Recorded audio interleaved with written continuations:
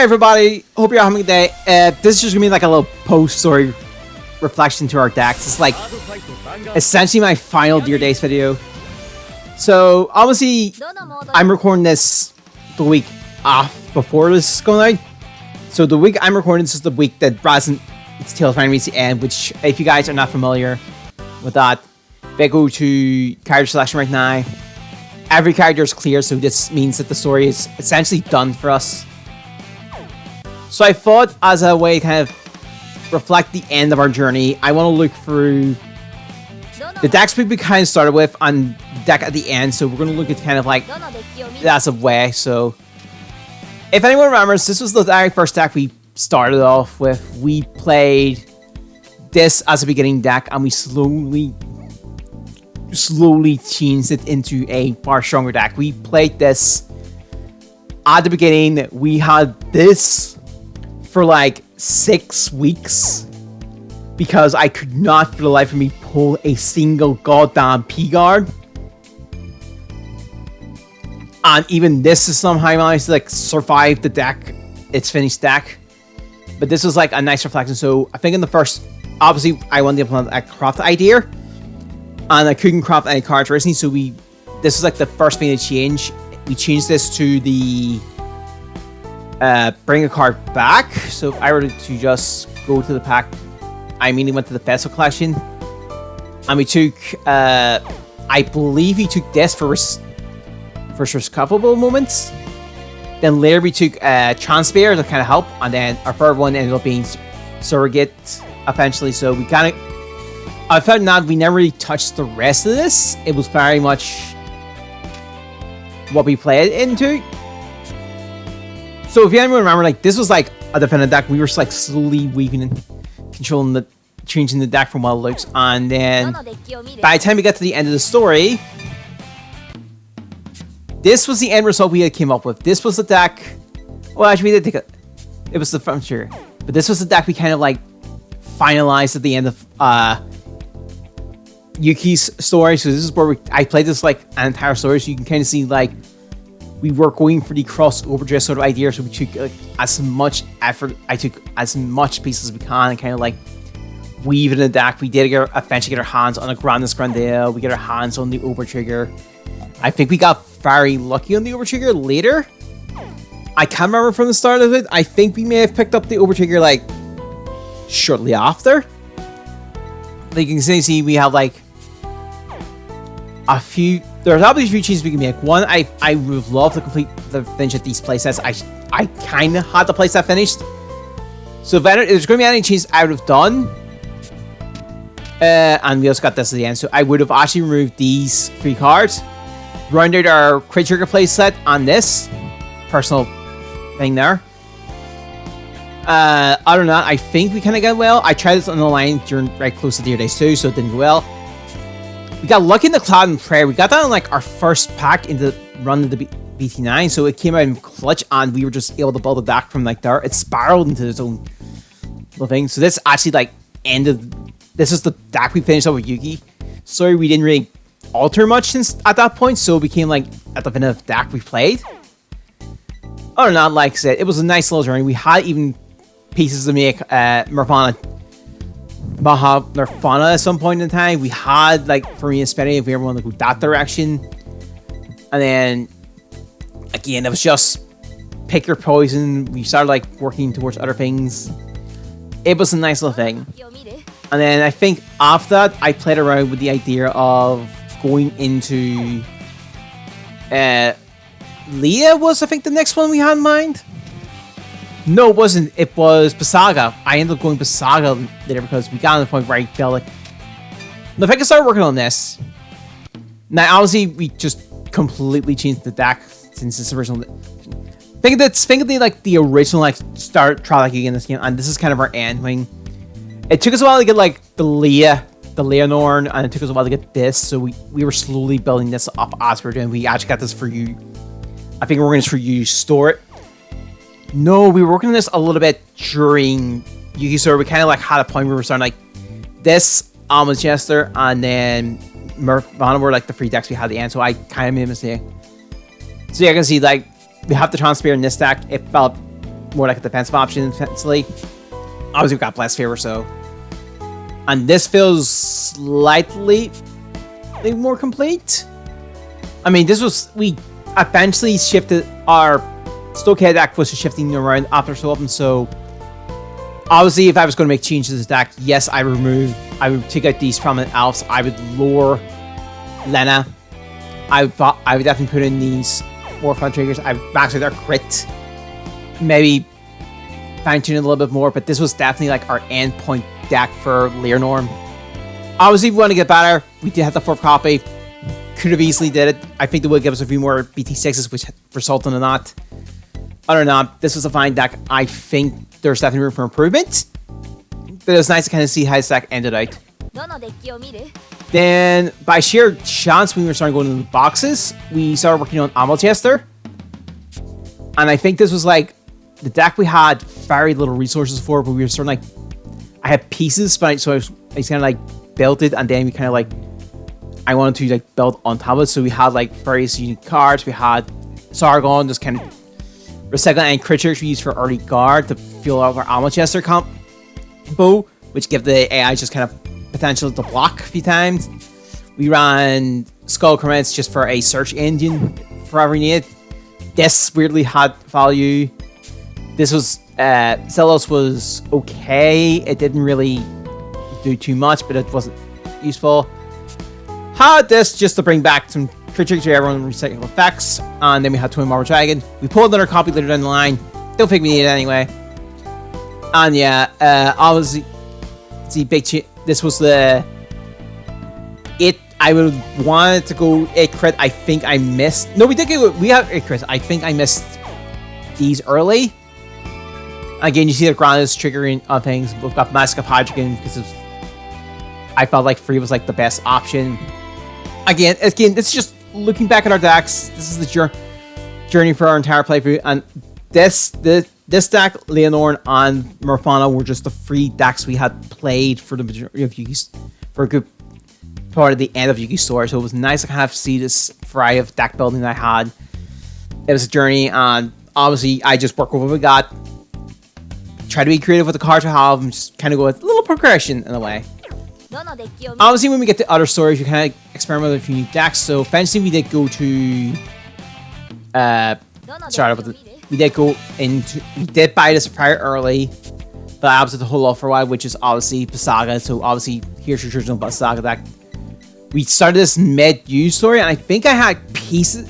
So, this is like obviously what we had to kick things off and to start off. And then eventually, we spiraled into this sort of deck. I would have loved for a 4th Trick Moonstar. We didn't get it, sad, but you can see like this is clearly a lot more like well refined to its deck building. It plays, and weirdly enough, this was MPV. Eventually, this got occasional play, but it was mostly like Basaga. We got a good usage of it. I think I had the gun there on it for a while, but we just dropped it or not. It feels like your box standard sort of, here is the deck that you would play on the journey. It's nice to have. And then eventually, we did play a little bit of Messiah. It was just the straight out of the box deck, so I do not expect don't expect me to talk about anymore. We just shoot just once and that was it. But because I thought it was an interesting approach, we played Grapholia. Because a wheel spin gave us a Correct Smoke Signal, which was like a place out of special tech card because there was no way I could mimic a festival collection on BT11, especially since half of BT11 was in this game, and there's no way to simulate card pack openings. And of course, you can kind of see this is like I'm calling this bottom of the barrel Grapholia, and you can see like high bottom of the barrel we have. We have one Brainwash Swirler, which wasn't doing much. Our overtrigger was this because I think around this time I have faced a Lyrical Monster Grappholian deck and run this, and it was really amazing, so I just wanted to implement that, so that's why this was in instead of the actual in-nation. Or not, it feels like it's your usual stuff.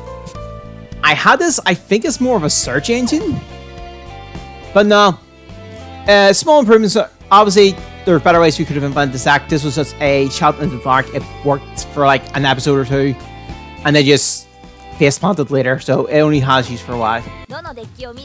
Eventually, we needed a new deck, and I was getting little pieces, so we went Tamayura. And this was essentially like little pieces. We ended up getting Tamayura quite enough by sheer chance, so we started working towards the deck.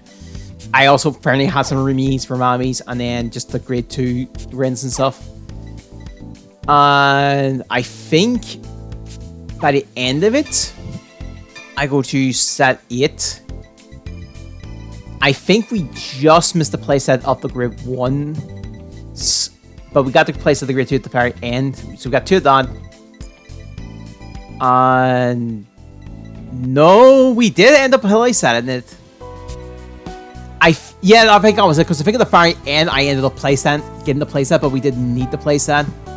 Also, this is one of the few times where we have a promo card and broken toys, so great. Nice little thing. Weird enough, Fleeting Shine that lights very nice instant cardness for us. And also I started learning sort of in and out to this deck. I learned better combo pieces with Rami at the end, so I learned more of this deck as I played it, more than I did with the online matches, so very interesting experience. Then we finally got the Razin story, and this was the deck I had wanted to play for a group because we were picking up the pieces. I wanted to play it. We were playing Rurua for a good chunk of the story. We played Prices. We obviously had this as our main Vanguard. We happened to have had a hollow copy, which is nice to pick up. Then I had to crop the remaining copies of this. I had to crop Redolina. I think I had to crop a few of them. Another promo card and Rosal Perf Eyes. Only one because we never got it. We got like one set of promo packs from the wheel and then never again. So we had to facilitate a Shining Stage sort of backup. Other than that, this felt like it was more of a traditional rule build. We played like Emerald Pulse. Obviously, if you watch the final match, you see like how this deck weirdly worked perfectly well, as if the deck had responded to what I'm thinking. And like I said, this is more like definitively the deck building philosophy we had. Like we had 8 crit, 4 heal, freestand, blessed sphere. We had like everything going for this deck, and it was amazing to watch this come at the end. Obviously, Trigger Hobby was her thing. Anything I would have loved to make it a few like special set wheels. I would definitely would have loved to pick up the new Maroa, see how he would have worked in this situation. Never happened. We had to grab this Maroa every time. It was unfortunate. And then the final deck we ended up with, by sheer chance, we got to play Maelstrom. We got to play an encounter deck in this playthrough, and I could not believe my eyes when I seen the pieces. I was like, could I build it? I looked at the pieces. We had everything. It was destiny at that point. By sheer destiny, we had literally also pulled this version of the card, which was great, and that was like the Sparrow. We pulled more Maelstrom, we pulled Tidal Assault, we pulled everything. Of course, we had some weird choices. This was put there because I didn't have access to his promos. By sheer chance, this came out because set 8, I think it was set 9 ended up being in. So we were able to pull copies of this. Maple ended up being a 1-up because it was useful to have as a recall moment. Again, you see the philosophy, 8 crit, 4 heal. You know, it's just beautiful. But yeah, I'm kind of glad we kind of looked into their deck. Or if I was to play more decks, looking at the situation, and if I were to look at our collection, I would have loved to play Youth Bark. I would have loved to play Youth Bark at some point, give it a little spin.